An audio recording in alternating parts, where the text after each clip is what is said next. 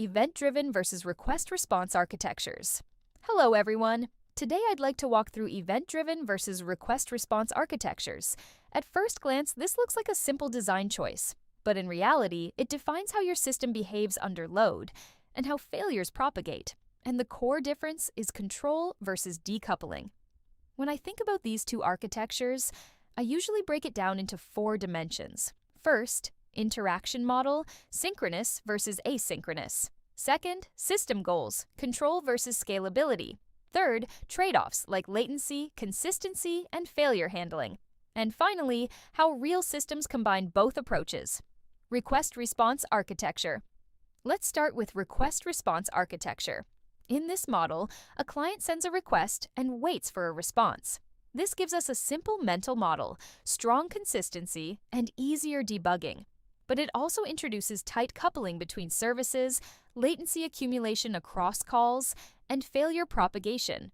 For example, if service A calls B, B calls C, and C is slow, the entire request chain becomes slow.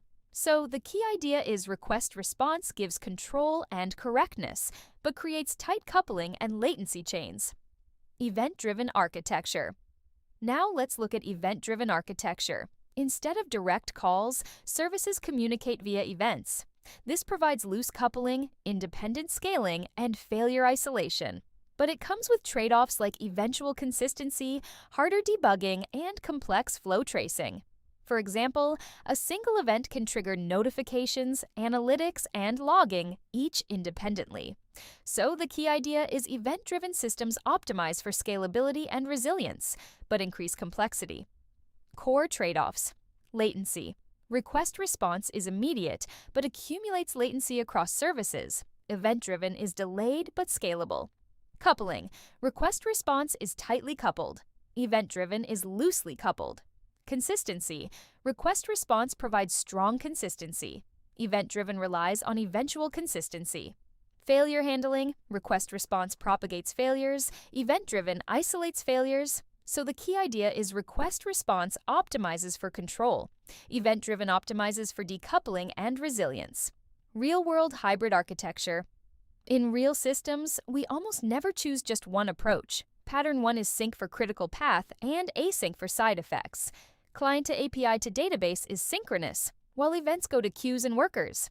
Pattern 2 is event-driven backbone, where internal services communicate via events, while external APIs remain synchronous.